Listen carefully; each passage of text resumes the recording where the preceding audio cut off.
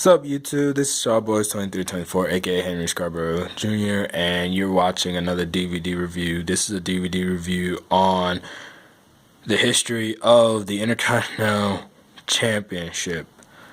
Let's get right into the back. You got the history of the Intercontinental Championship through this set. You got Jeff Hardy holding the belt.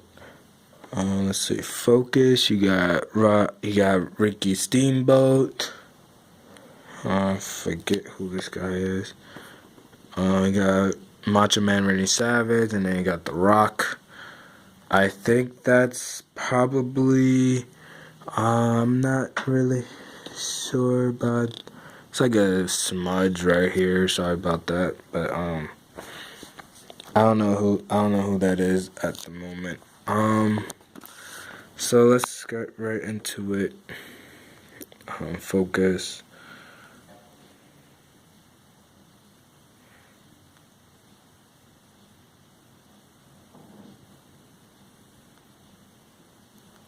Says the WWE Intercontinental Championship has a rich and storied history.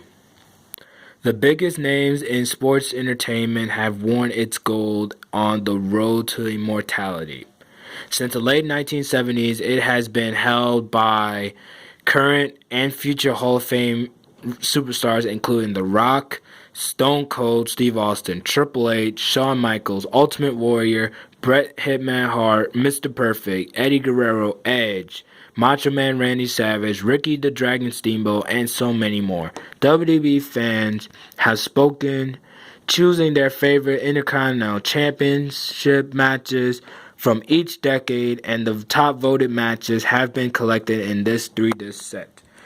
Matches include Pat Patterson versus Ted DiBiase, Kent Patera versus Pedro Morales, The Magnificent Morocco versus Jimmy Superfly Snuka, Tito Santana versus Macho Man Randy Savage, Ravishing Rick Rude versus Ultimate Warrior, Mr. Perfect versus the Hitman Hart, Razor Ramon versus Shawn Michaels, The Rock versus Stone Cold Steve Austin, Triple H versus Jeff Hardy, Rob Van Dam versus Jeff Hardy, and Edge versus Randy Orton, and many, many more.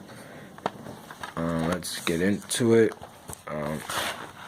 See the split right here. It's almost look like a buck.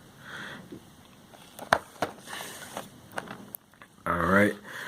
Disc 1. The inaugural champion. The WWE Intercontinental Heavyweight Championship match. Pat Patterson versus Ted DiBiase, Madison Square Garden. October 22nd, 1979. This was an alright match. It's okay. I didn't very much feel it. WWE Intercontinental Heavyweight Championship match. Kent Patera versus Pedro Morales. Pedro Morales was very, very hugely over during this time.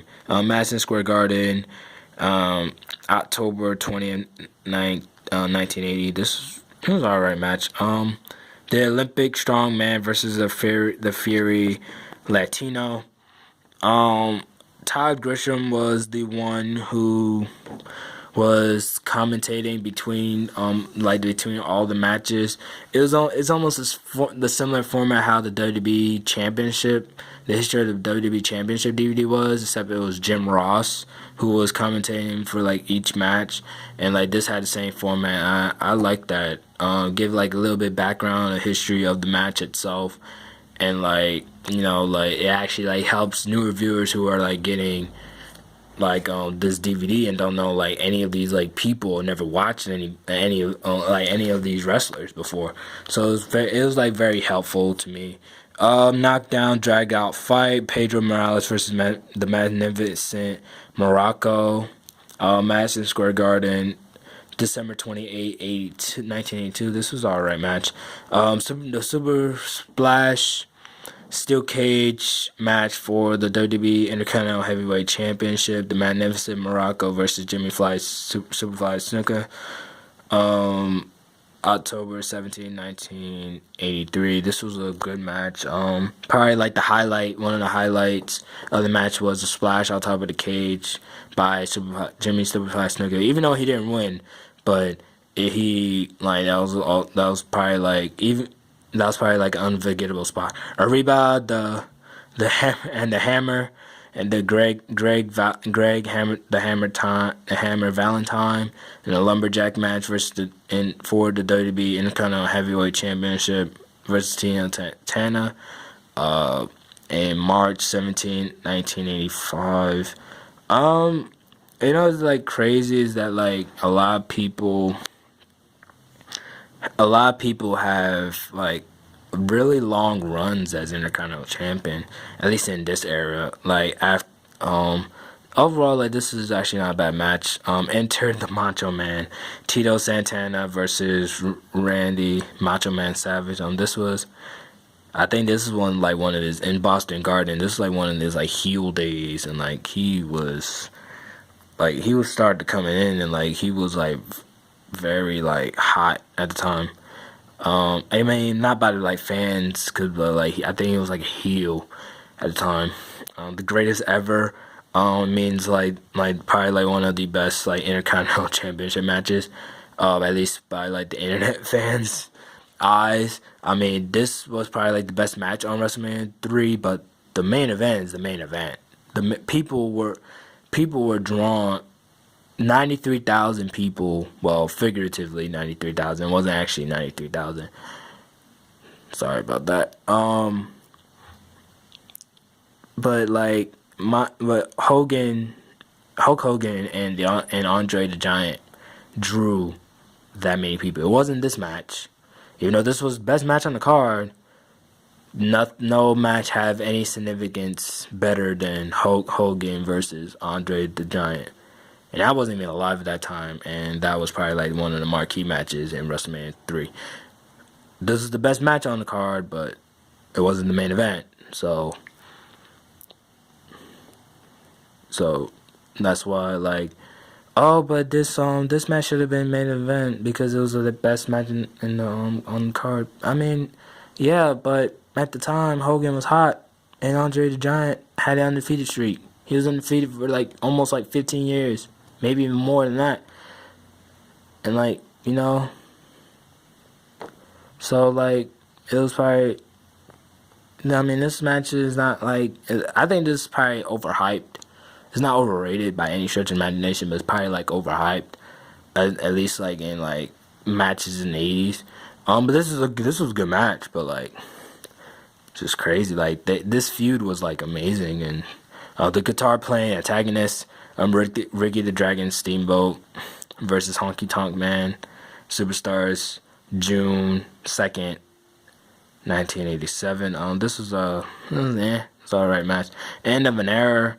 The WWE Intercontinental Championship match. Honky Tonk Man versus Ultimate Warrior, SummerSlam, August 29, 1988.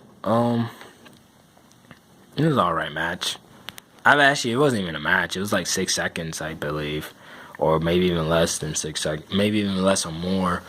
But I mean, the funny part is that this got the Ultimate Warrior even more over, whereas when it was Sheamus versus Daniel Bryan, the loser got over more than than Sheamus, who became champion. So all that's very interesting. The Ladies' Man, Ravishing Rick Rude versus the Ultimate Warrior, SummerSlam, August 28th, 1989. This was probably like one of the best Ultimate Warrior matches. Rick Rude and like Ultimate Warrior had like great chemistry. Probably the best like Ultimate Warrior match was against Hulk Hogan at WrestleMania 6 for both the World Heavyweight Championship and the Intercontinental Championship. So, but that was on the history of the WWE Championship DVD, not on this one. So, overall, this one's not that bad until you get to the late 80s, early 90s. Actually, just the late 80s in general. From WrestleMania 3 on down. This is the 90s. The Perfect Champion.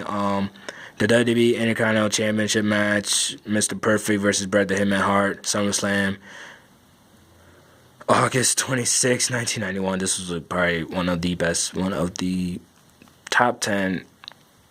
If I had to make a top 10 of Intercontinental Championship matches of all time, this would be on my list. I don't know where it would be, but this would be on my list. Divided loyalties. Bret Hart. Same with this next match. Bret the Hitman Hart versus British Bulldog. Excellent match. Got British Bulldog over. It got Bret to the next level in terms of like getting into the WWE Championship. So in SummerSlam, August 29, 1992. This was a great match. Still in the show. This is also a great match.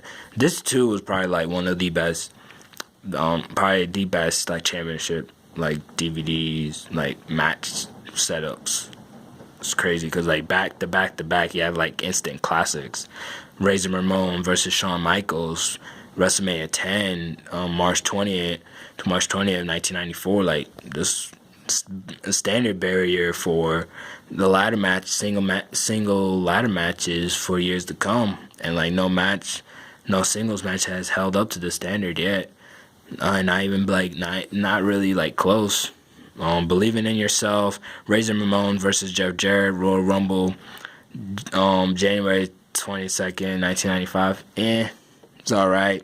It's a Jeff Jarrett match. I mean, Jeff Jarrett was a good worker, but like. And it's whatever. Razor Ramon was better, in my opinion. One of the greatest rivalries in history. Rocky Maivia versus Stone Cold Steve Austin in Your House. D-Generation X, December 7, 1997. This was rarely a match. He actually won the Intercontinental Championship back, but he gave it to The Rock because, well, you know why not? Because he wanted to get the WWE WWE Championship. And this was not really a bad match at all.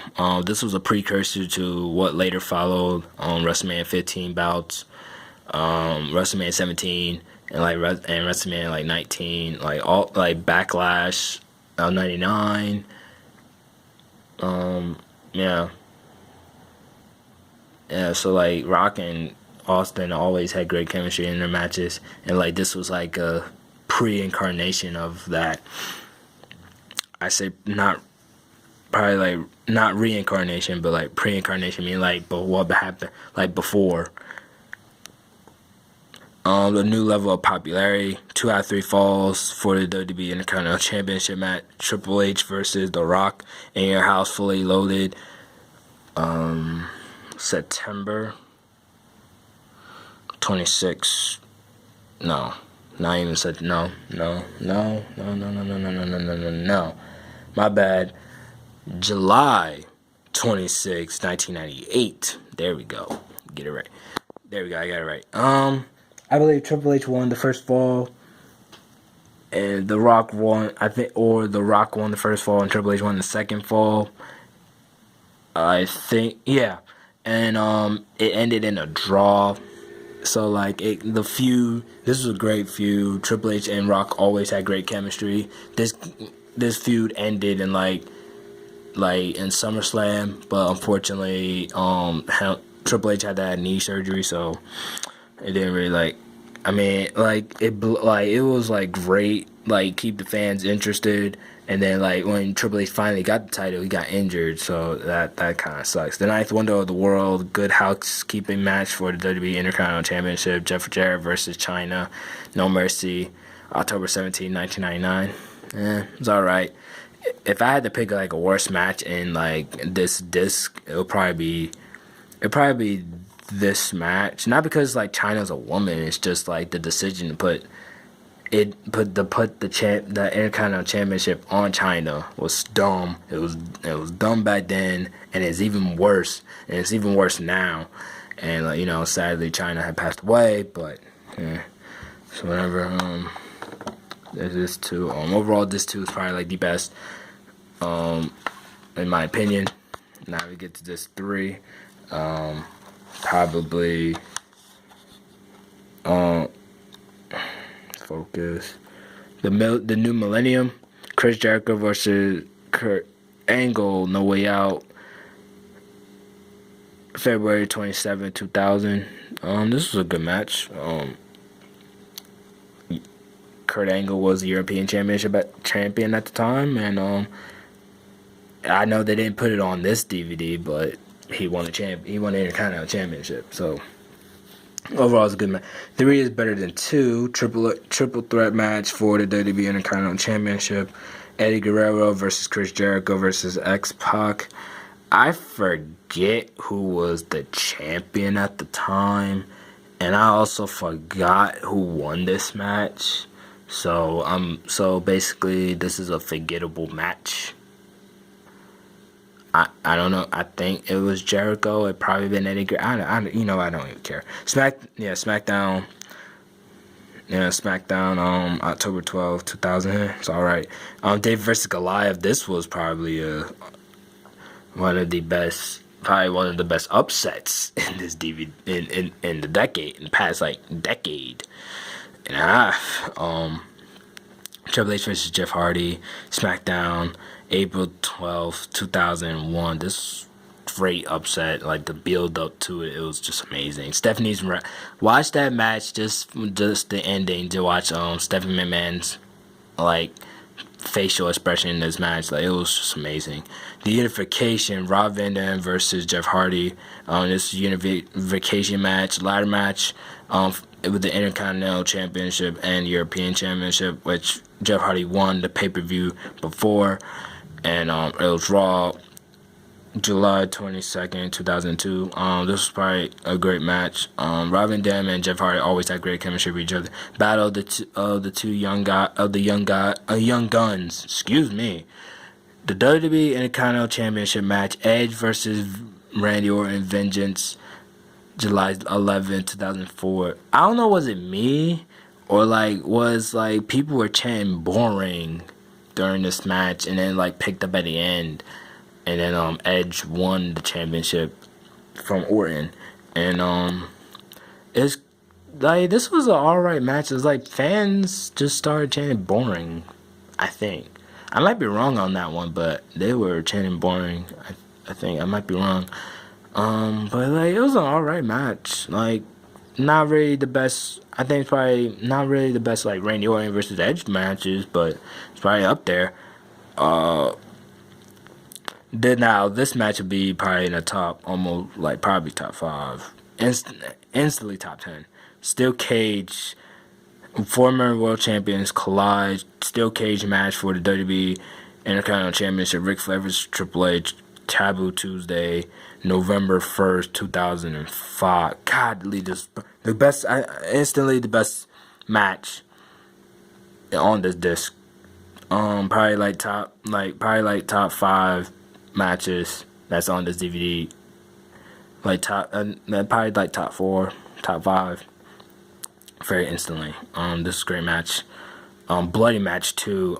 Both men Triple H got a standing ovation after that performance. It was just amazing. Winner takes all, Money in the Bank, and WWE Intercontinental Championship match. Winner take all.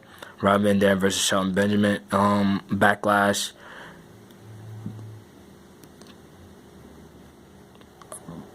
April 30th, 2006. Again, it was a great match. Not really it was alright, but it's not really the best one. Fresh faces: Carlito versus Johnny Nitro versus Shelton Benjamin for the Intercontinental Championship triple threat. Vengeance, June 25th, 2006. This was a good match. It was crazy because the ending was just probably it was good. I don't really like triple threat matches, but it was probably underrated. This is probably underrated triple threat match, but it's not one of the top triple threat matches I have seen, especially in recently. One Man Wrecking Crew. Oh, Johnny Nitro won that match. Rob Van Dam obviously won the match before it. One Man Wrecking Crew, WWE Intercontinental Championship match: Jeff Hardy versus Umaga, the Great American Bash, July 22nd, 2007. This is very fast paced. Actually, this is probably one of those I like this match actually. Probably he made Jeff Hardy really made Umaga work, and like it was just great. Very fast paced, energetic. Like I was into this match. I thought Jeff Hardy was gonna win, but Umaga was still champion. Yeah, it was a great match. Number 8, WWE Intercontinental Championship, Jeff Hardy versus Chris Jericho, March 10th, 2008. I believe the reason why Jeff Hardy lost this match was because he violated the wellness policy. Therefore, he wouldn't be able to be at WrestleMania 24, right? In the Money in the Bank match, and Jeff Hardy was supposed to win that match, and not CM Punk. I don't even know if CM Punk was supposed to win the year after that either. But I know one thing is that CM Punk was not supposed to win at WrestleMania 24, but he did. And Jeff Hardy messed that up. Because, like, I know the year later on, he won the championship, the WWE Championship for the first time. I know that for a fact, but he messed himself up. Chris Jericho is a 9-time, well, in this time he was 8-time Intercontinental champion. He's a 9-time champion. This was a good match. I think this was probably the match where Jericho first broke out the code breaker. I believe this was the match that he first brought it out, and like it's still a very cool finisher, and it also can come out of nowhere. At the end, the matches speak for themselves. Yeah, I believe they do speak for themselves. Overall, this is a very great DVD. Intercontinental Championships is probably one of my favorite belts. Despite it, like, over the years, not necessarily recently, but like over the years, like it were like downgraded, because the Intercontinental Championship in my eyes were like, it's a title where, like, you know, the best workhorses were champions, and like it got you into main event status, like after like you had your run. Like, I think that's what's like missing with certain guys who shoot for the moon so quickly, because like they need like a single like belt first, like something like Intercontinental Championship, or even like the United States Championship. Like have they like run first and like build them up like that, then like fans won't boo them as much when they get the World Championship. But like there's certain guys who can pull it off, and then there's certain guys who couldn't. Like, I'll give an example, like Brock never won a secondary title when he first came in. By the time SummerSlam came around, he was world champion that year.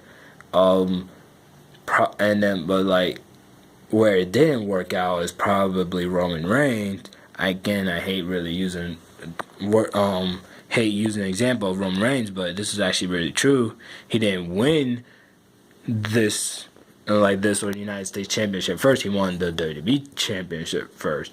Now, granted, he did win the Tag Team Championships with Rollins, and that was actually probably one of his like best like championship reigns. Other than his like last WWE Championship reign, which was cut short because he took steroids. Anyways, not steroids. He was prescribed for Adderall because he has ADHD. And that's why he had lost the title for no apparent reason. But I mean, he has the United States Championship right now. But I think the problem with the Rusev, his feud with Rusev, is that the Rusev feud would have been so much better if it was for the WWE Championship, or in this case, the Universal Championship. But you know, he's gonna get the belt. He's gonna get the belt back at some point. But anyways, like that's what I mean. Like guys like Cena, who had the secondary title before he got to his first world championship, Orton, The Rock, Triple H, Stone Cold Steve Austin, Bret Hart. I could name Shawn Michaels. I could go the list goes on and on. Not Ricky Jennings, excuse me.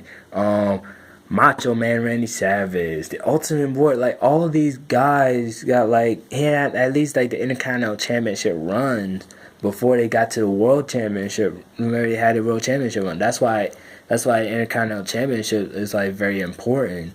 And it's like, I mean, yeah, now like Dolph Ziggler has the belt, but like, but at the same time, he won't. He's not. There's like guys who just get the Intercontinental Championship and like they only gonna be at a certain level. Like a guy like a Dolph Ziggler, or like a Kofi Kingston, or like The Miz, even though he had a championship run. Like guys like and others, like they're only gonna get to like a certain level, but it's like this, if this belt was like built for main event stars, I would get like this belt first, or even like the United States Championship first before I get like, I would, if I was a wrestler, I would want to, even if I deserve to have the World Championship, I don't want to have the World Championship. I want to have like the Intercontinental Championship, or like the or the United States Championship even. Because like it would build me up to see how I would do, and then when the World Championship comes around, then I would be ready to take that ball and go forward with it. But anyways, that's the end of the video. I'm rambling on too much. This overall is a great DVD. I recommend it to anybody who wants to see great matches. Again, let's end the video. Like the video, comment, thumbs up, subscribe, and I'm out. Peace.